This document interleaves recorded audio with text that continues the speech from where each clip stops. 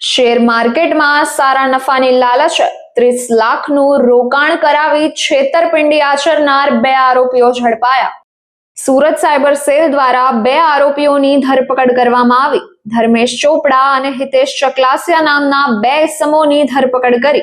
ધર્મેશ ચોપડાના ખાતામાં રોડના 20 લાખ રૂપિયા ટ્રાન્સફર થયા હતા. ધર્મેશે કમિશન લઈને હિતેશ ચકલાસિયાને પોતાનું બેંક ખાતું ભાડેથી આપ્યું હતું. કૃષ્ણા ફેશનનું યસ બેંકનું એકાઉન્ટ ધર્મેશે સાયબર ફ્રોડ માટે ભાડે આપ્યું હતું.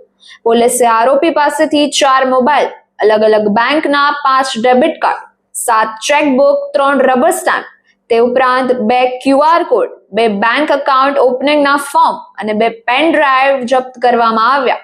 સાયબર ક્રાઇમ રિપોર્ટિંગ પોર્ટલ ઉપર તપાસ કરતા આરોપી ઓપરેટ કરતો હતો તેવા 11 કરંટ બેંક એકાઉન્ટમાં 57 ફરિયાદ નોંધાઈ હતી. ઉપરાંત 53 કરોડ 9,30,000ના ટ્રાન્ઝેક્શન થયા હોવાનું સામે આવ્યું.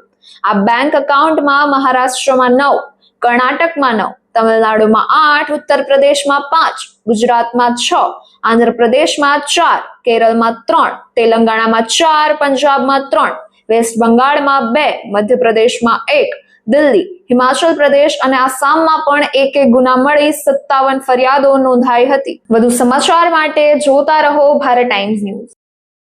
12/2/2025ના રોજ એક NCCRB કમ્પ્લેન્ટ સુરત શહેરમાં દાખલ થયેલ હતી, જેમાં 30 લાખનું ઇન્વેસ્ટમેન્ટ ફ્રોડ કરવામાં આવેલ હતું. આ કમ્પ્લેન્ટની નોંધ અમે લોકો તરત જ લઈને પછી ACP Shweta Daniels, PI NR Patel અને PC હાર્દિકભાઈ પરમાર આ ત્રણેયની ટીમ મળીને ગણતરીના કલાકોમાં ડિટેક્શન કરી અને 13 તારીખે અમે લોકો ફરિયાદ કરી લીધી અને પછી 14 તારીખ સુધી અમે લોકો આરોપી સુધી પહોંચી ગયા. ટોટલ બે આરોપી છે અને આ જે ગુના છે એમને એમો એવી રીતનું છે કે એ લોકો વોટ્સએપ ઉપર એક ગ્રુપ બનાવીને લોભ લાલચ આપી ફરિયાદીને કે તમે જો સ્ટોક માર્કેટમાં ઇન્વેસ્ટ કરો તો તમને વધારો નફો મળશે. તો આ મુજબ લોભ લાલચ જ્યારે આપી તો ફરિયાદીએ અગાઉ થોડુંક ઇન્વેસ્ટમેન્ટ કરી પછી એમને જ્યારે વિડ્રોવલ માટે પૂછ્યું તો 3 લાખ સુધીનું વિડ્રોવલ સામેવાળાએ કરી દીધું. તો એમને વિશ્વાસ થઈ ગયો કે ખરેખર સાચી હશે અને પછી આગળ એમને ઇન્વેસ્ટમેન્ટ કરવા ના દીધી અને એને વધુ ઇન્વેસ્ટમેન્ટ પણ કરી નાખી અને વિડ્રોવલ નહીં થતી તો એમને ખબર પડી કે મારી સાથે ખરેખર છેતરપિંડી થઈ ચૂકી છે.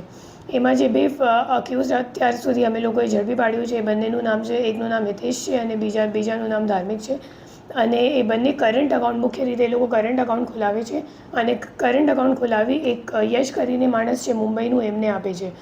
અને આમાં અમે લોકો એમની પાસેથી 11 કરંટ એકાઉન્ટ કુલ મળી આવેલ છે અને 11 કરંટ એકાઉન્ટમાં ટોટલ 53 કમ્પ્લેન્ટ્સ નોંધાયેલ છે અને 57 કમ્પ્લેન્ટ્સ નોંધાયેલ છે અને 53 કરોડનું ટોટલ ફ્રોડ અમાઉન્ટ છે, જેમાં એ 6 કમ્પ્લેન્ટ છે ગુજરાતનું છે અને બીજા અધર રાજ્યનું પણ છે. એમાં મુખ્ય રીતે અમે લોકોને જોવા મળ્યું કે જે આરોપીઓ છે એમના ફોન ઉપર એક ચાઇનીઝ એપ પણ છે. એ જે ચાઇનીઝ એપ છે એ એક APK ફાઇલ જેવું છે અને એ લોકો શું કરે કે કરંટ એકાઉન્ટ ખોલાવવા માટે જે કંઈક અકાઉન્ટ હોલ્ડર હોય અને એનો નંબર એ લોકો જ્યારે એડ કરે, મતલબ અકાઉન્ટમાં લિંક કરે તો એ લિંક્ડ મોબાઈલ નંબર ઉપર એ લોકો આ APK ફાઇલ ડાઉનલોડ કરીને પછી જે OTP આવે નેટ બેન્કિંગ યુઝ કરવા માટે એ તરત જ ઓટોમેટિક રીડિરેક્ટ થઈ જાય એવી રીતની એક ચાઇનીઝ એપ એ લોકો યુઝ કરે છે અને એક નવી રીતની એમો આ કામમાં સામે આવી છે, જેમાં ફક્ત એ લોકો વિક્ટિમ્સ નહીં બટ પોતાના જે ગેંગના લોકો છે એમને પણ એ લોકો એવી રીતની એપ ડાઉનલોડ કરાવીને OTP મેળવવા માટે યુઝ કરે છે. મેડમ, કામ શું કરે છે આ લોકો મોટાભાગે આ જ કામ કરે છે, કરંટ એકાઉન્ટ ખોલવાનું કામ. અને અત્યારે એ લોકોનું આગળનું પ્લાન એવું હતું કે કરંટ એકાઉન્ટમાં શું છે, અગર એકસાથ ઘણી બધી અગર ફરિયાદો લોન્ચ થઈ જાય, NCCRB કમ્પ્લેન્ટ થઈ જાય તો પછી અકાઉન્ટો ફ્રીઝ થઈ જાય.